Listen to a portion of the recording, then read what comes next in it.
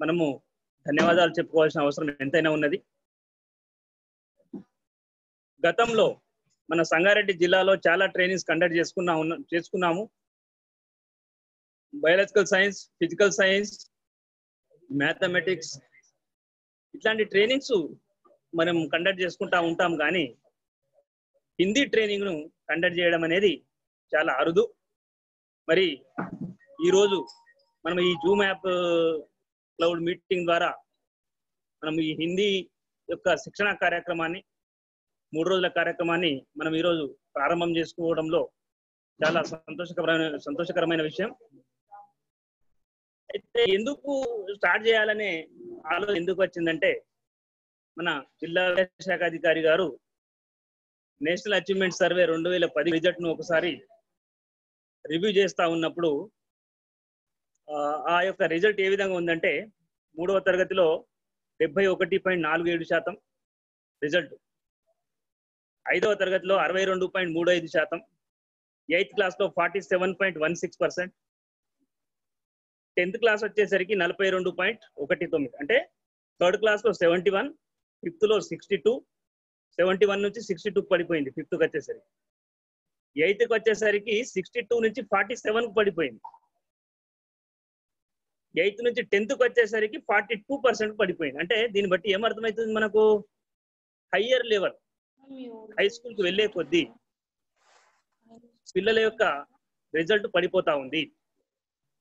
దీనికి ముఖ్యమైన కారణం ఏంటిది అనే కోణంలో ఆలోచన చేసినట్లయితే, మరి అన్ని సబ్జెక్ట్ ఉపాధ్యాయులకు కూడా మరి ఈ యొక్క capacity building or orientation training అనేది మన టీచర్లకు చాలా అవసరమనే ఉద్దేశంతో ఇది ప్రారంభం చేసుకుంటున్నాం మనం. ఈ యొక్క 3 రోజుల కార్యక్రమంలో మరి ఎక్కడెక్కడ డిఫెక్ట్స్ ఉన్నాయి, మనం ఏం చేయాలి, లెర్నింగ్ అవుట్కమ్స్ కావచ్చు, పిల్లలకు మినిమం లెవెల్స్ ఆఫ్ లెర్నింగ్ నేర్పడానికి మనం ఏం చేయాలి, మనం భాషోపాధ్యాయులుగా మన కర్తవ్యం ఏంటిది అనే అంశం మీద మనం ఈ యొక్క 3 రోజులలో కూలంకుషంగా మనం చర్చించాల్సిన అవసరం ఉన్నది. మరి మన క్లాస్ రూమ్ ట్రాన్సాక్షన్ లో మరి ఈ 3 రోజులలో నేర్చుకున్న విషయాలన్నీ మనం క్లాస్ రూమ్ లో ట్రాన్సాక్షన్ జరగాలి. అప్పుడే మనం ఈ 3 రోజుల కార్యక్రమంలో నేర్చుకున్న విషయాలకు సార్థకత అనేది ఉంటుంది అన్నమాట. కాబట్టి మీరు అందరూ కూడా ఈ 3 రోజులలో ఒక విషయాలను నేర్చుకొని మీ దగ్గర పెన్ను, ఒక నోట్ బుక్ పెట్టుకొని ప్రతి విషయాన్ని మీరు నోట్ చేసుకుంటారని నేను కోరుతా ఉన్నా. తర్వాత లైబ్రరీ, హిందీ లైబ్రరీ బుక్స్ కూడా, లైబ్రరీలో హిందీ బుక్స్ కూడా ఉండాల్సిన అవసరం ఉంది. ఆ యొక్క హిందీ పుస్తకాలను పిల్లలకు ఒక టైం టేబుల్ ప్రకారం మరి ఒక టైం టేబుల్ ఫ్రేమ్ చేసి వారంలో ఏ రోజు ఏ క్లాస్కు ఏ రోజు లైబ్రరీ బుక్స్ ను చదివించాలి, ఏ విధమైన బుక్స్ కావాలి మీకు అవన్నీ హెచ్ఎం తోటి చెప్తే మీరు తెప్పించుకోగలుగుతారు. లైబ్రరీ బుక్స్ కూడా చాలా ఇంపార్టెంట్ రోల్. తర్వాత ఉపాధ్యాయుడు పాఠం చెప్తా ఉన్నప్పుడు విద్యార్థులు ఊరికే విగ్రహం లాగా కూర్చుంటా ఉన్నారు. నేను విజిటింగ్ లో చూస్తుంది ఏంటంటే, మరి ఉపాధ్యాయుడు పాఠం చెప్తా ఉన్నప్పుడు విద్యార్థి కూడా నోట్స్ రాసుకోవాలి, మెయిన్ పాయింట్స్ రాసుకోవాలి, ఇంపార్టెంట్ పాయింట్స్ రాసుకోవాలి. రన్నింగ్ నోట్స్ అంటారు దాన్ని, రన్నింగ్ నోట్స్ కూడా పిల్లలు మెయింటైన్ చేయాలి. ఈ రన్నింగ్ నోట్స్ ను ఉపాధ్యాయులు కూడా మరి వీలు ఉన్నప్పుడు చెక్ చేయాలి. ప్రతి విద్యార్థి మరి ఈ రన్నింగ్ నోట్స్ మెయింటైన్ చేస్తా ఉన్నాడా లేదా. తర్వాత బ్లాక్ బోర్డ్ ను కూడా ఎక్కువగా మనం వినియోగించాల్సిన అవసరం ఉంది. ప్రతి ఇంపార్టెంట్ పాయింట్ కావచ్చు, మెయిన్ పాయింట్స్ కావచ్చు, పుస్తకంలో విషయాలే కాదు, పుస్తకంలోని విషయాలను కూడా మీరు ఉపాధ్యాయులు మీరు చెప్పగలుగుతారు. ఆ విషయాలను కూడా మీరు చెప్తారని నేను అనుకుంటా ఉన్నా. తర్వాత జనరల్ గా లెక్చర్ మెథడ్ కాకుండా, మనం చెప్పే విధానంలో లెక్చర్ మెథడ్ కాకుండా, ఇప్పుడు సిసి అనేది మెథడ్ అంటున్నాం మనం. కంటిన్యూస్ కాంప్రిహెన్సివ్ ఎవాల్యుయేషన్ వచ్చినప్పటి నుంచి దాన్ని ఏమంటున్నాం, మెథడ్ అంటున్నాం. But that is not a method, that is a tool of evolution of efficiency of the students. పిల్లల యొక్క ఎఫిషియన్సీని మెజర్ చేయడానికి ఉపయోగపడే ఒకటి సిసి టూల్ అది, that is not a method. So discussion method and question and answer method adopt చేస్తే చాలా బాగుంటుంది. మనం లెక్చర్ మెథడ్ చెప్పకుండా discussion method and question and answer method, దీనివల్ల పిల్లలను కంప్లీట్ గా మనం ఇన్వాల్వ్ చేయొచ్చు అన్నమాట. ప్రతి పిల్లవాడు నోరు తెరిచి మాట్లాడే విధంగా ఉండాలి, నోరు తెరవగలగాలి, మాట్లాడగలగాలి, స్పీచ్ ఇవ్వగలగాలి. ప్రేర్లో మాట్లాడగలగాలి, పద్యాన్ని ధారాళంగా చదవగలగాలి. ఆ విధంగా తయారు చేయాల్సిన అవసరం ఉంది. కొన్ని సాంస్కృతిక కార్యక్రమాలు మనం జరుపుకుంటా ఉంటాం, నేషనల్ ఫెస్టివల్ జరుపుకుంటా ఉంటాం, మరి బాలసభ కూడా గత సంవత్సరం జరుపుకుంటా ఉన్నాం. ఈ యొక్క సభలలో హిందీలో యాంకరింగ్ చేసే స్థాయికి పిల్లలను ఎదిగేటట్లు మీరు చేయాలి. That is the main thing.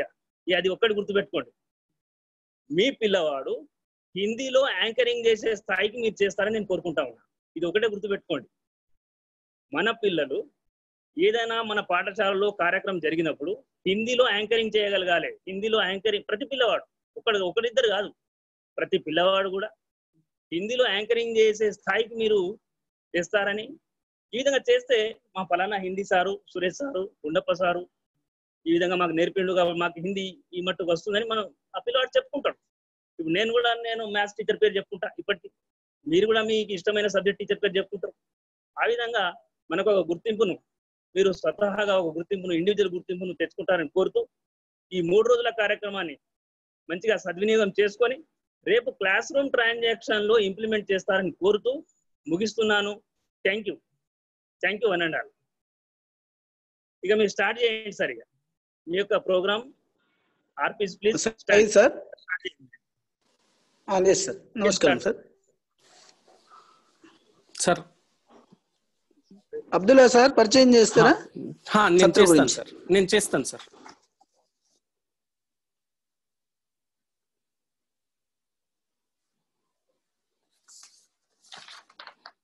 सभी मित्रों को इस 3 दिवसीय, सुनाई दे रहा है ना सबको? सुनाई दे रहा है सर, सुनाई दे रहा है। इस 3 दिवसीय अध्यापक प्रशिक्षण कार्यक्रम ऑनलाइन द्वारा, मैं तो समझता हूं कि मेरी 18-20 साल की सर्विस में पहली बार हम लोग ऑनलाइन द्वारा इस तरह से मीट हो रहे हैं। इस जो भी अवसर हमें दिया गया है, इस अवसर को हम बखूबी निभाते हुए सबसे पहले हमारे जिला शिक्षा अधिकारी को मैं स्वागत करता हूं। उसी तरह से इससे पहले नोडल अधिकारी जी ने हमें बहुत सारी सूचनाएं दी, उनको भी मैं सादर प्रणाम करते हुए इस तरह, और प्रशांत सर सेक्टोरियल ऑफिसर, प्रधान अध्यापक जी और हमारे साथ जो भी जुड़े हुए हैं टेक्निकल टीम, सभी को और मेरे सभी साथियों को सादर प्रणाम करता हूं। आप सभी का इस 3 दिवसीय अध्यापक प्रशिक्षण कार्यक्रम में स्वागत है। जैसे कि आज पूरे विश्व का क्या हाल बना हुआ है हम सभी बखूबी जानते हैं। बहुत ही एक अजीब व गरीब बीमारी इस विश्व को सता रही है। हम उस सृष्टिकर्ता से यही विनती करते हैं कि जल्द से जल्द हमें साधारण स्थिति आ जाए।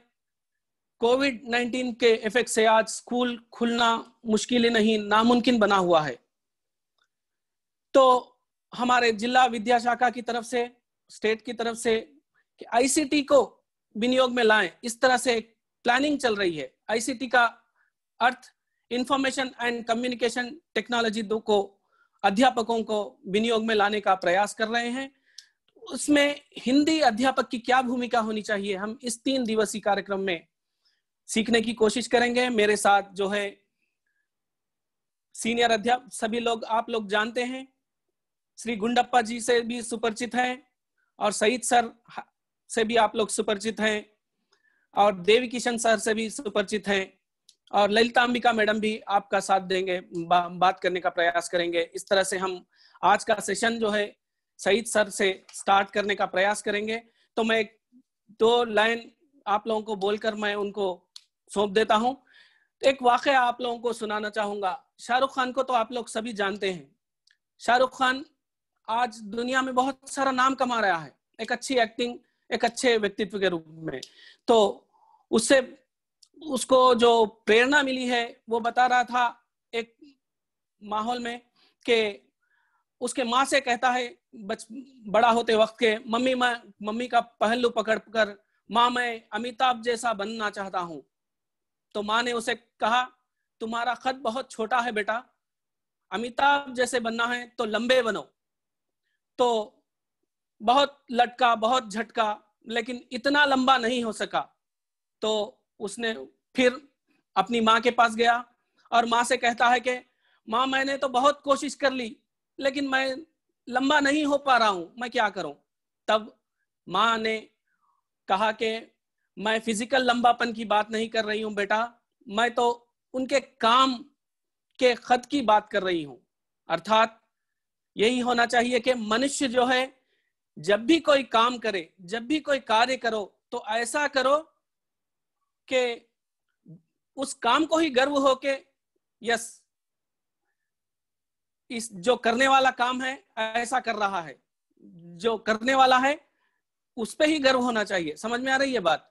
तो ऐसे ही जिंदगी हमारी गुजरनी चाहिए। जिंदगी क्या है? एक बहुत बड़ा तोहफा है। तो हमारी जिंदगी ऐसी हो कि सबको अच्छी चीजें मिलने की कोशिश करें। मैं ज्यादा बात नहीं करते हुए अब मैं इस सत्र को आगे बढ़ाने के लिए मोहम्मद सईद साहब जो आरसीपुरम हाई स्कूल में अपन कार्यरत हैं उनको आमंत्रित करता हूं कि वो अपना सेशन प्रारंभ करें। धन्यवाद। Saeed sir.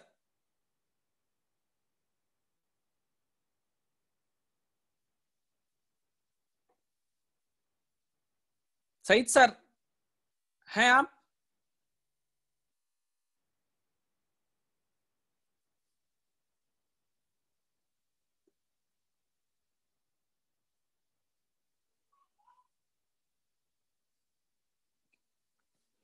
Gundappa sir, Saeed sir है ना? है सर, है। हाँ, स्टार्ट ऑनलाइन में है सर। सही सर, बोलिए आप स्टार्ट सही करिए। सर।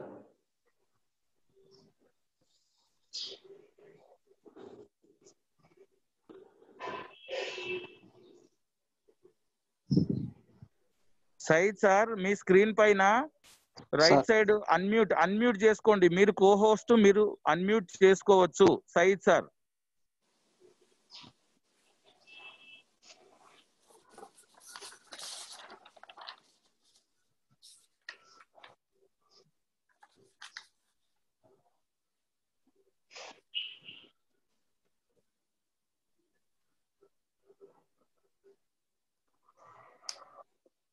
सईद सर स्टार्ट कीजिए।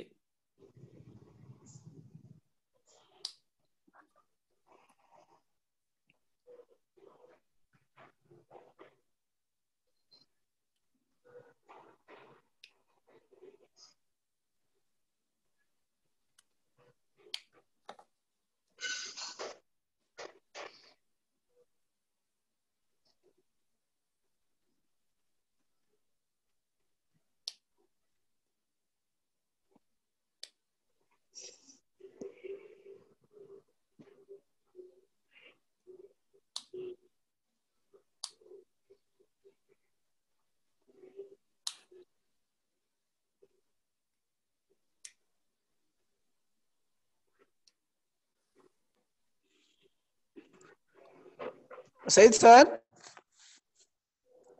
सईद साहब।